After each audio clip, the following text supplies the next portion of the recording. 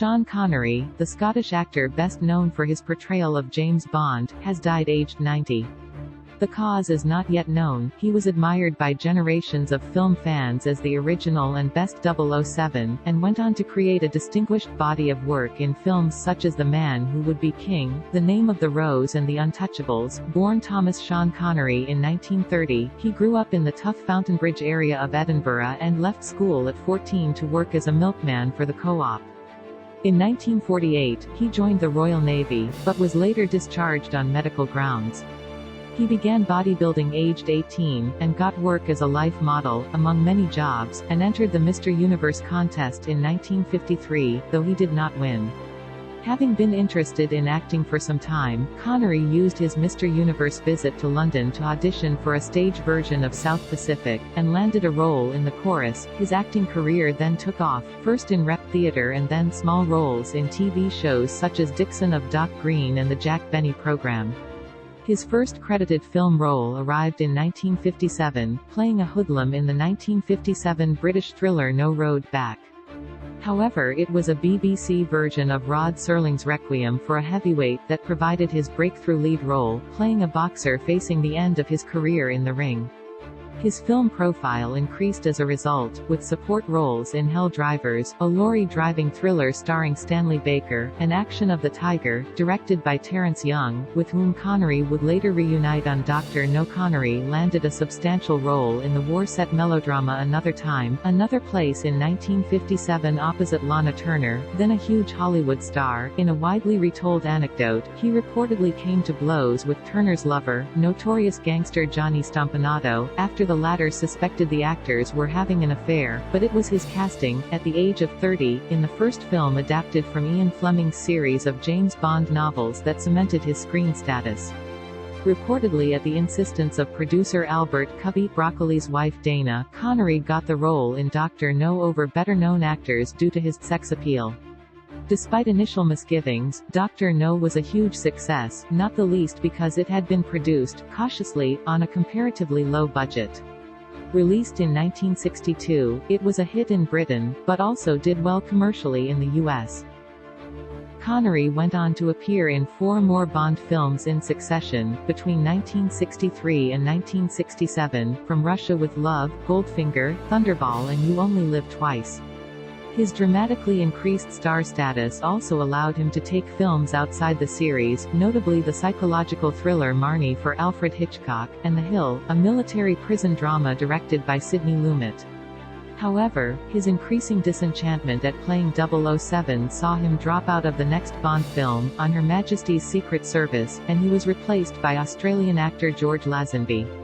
However, Lazenby's tenure lasted only the single film, and Connery was lured back for Diamonds Are Forever in 1971 with an enormous fee. Connery refused to return again, though he did participate in Never Say Never Again, the unofficial Bond film released in 1983 that resulted from a legal battle undertaken by Thunderball co-writer Kevin McClory, again with a huge fee. Connery was now secure in a high-price, high-status existence, allowing him to work on a number of widely differing projects. He took the lead in John Borman's bizarre sci-fi fantasy Zardoz, acted alongside Michael Caine, a longtime friend, in the Kipling adventure yarn The Man Who Would Be King, played a middle-aged Robin Hood in Robin and Marian, and a crime-solving monk in the Umberto Eco adaptation The Name of the Rose. In the ensuing decades, he retreated largely to colorful supporting roles. He won his only Oscar in 1988 for his turn as principled Irish beat cop Malone in The Untouchables. He played Indiana Jones' feisty father in Indiana Jones and the Last Crusade, and a renegade Russian submarine captain in The Hunt for Red October. After a difficult experience making the League of Extraordinary Gentlemen film, during which he reportedly clashed repeatedly with director Stephen Norrington, Connery retired from acting in 2003, and refused an offer to join the cast of the 4th Indiana Jones film in 2007, saying, "Retirement is just too damned much fun." However, he did complete one more film, voicing the title role in the Scottish-made animation Sir Billy. Throughout his career, Connery made no secret of his support for Scottish independence, and became a high-profile member of the Scottish National Party, taking part in party political broadcasts in the 1990s and appearing alongside then-leader Alex Salmond. His politics reportedly led to the Scottish Secretary Donald Dewar blocking plans for Connery's knighthood in 1997, but the honor finally came 3 years later. However, as Connery had moved away from the UK in the mid-1970s, his substantial financial contributions to the SNP were ended after legislation disallowed funding from overseas residents. Connery was married twice, first to Australian-born actor Diane Cilento between 1962 and 1973, and then to French-Moroccan painter Micheline Roquebrune in 1975. He is survived by Roquebrune and his son by his first wife, actor Jason Connery.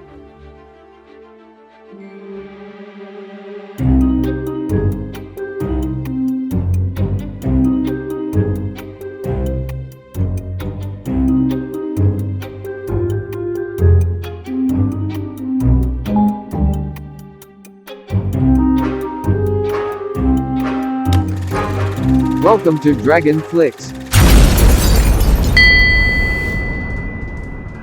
To all fans of micro-budget films, from October 31st, to celebrate Halloween, DRagonFLIX will be absolutely free to everyone. With hundreds of films, documentaries, and special interest programs from around the world. If you are interested in making movies or you just want to watch a film, DRagonFLIX is the place for you to go. Over the next 12 months, DRagonFLIX will not only be showing classics of the silver screen but hard-to-find movies thought lost, as well as making original content exclusive to DRagonFLIX.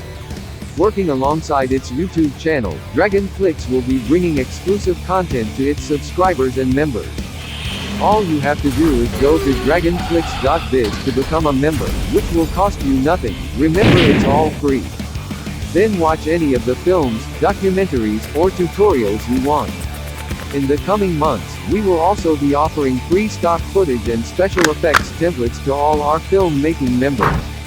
DRagonFLIX is the home of micro-budget filmmakers.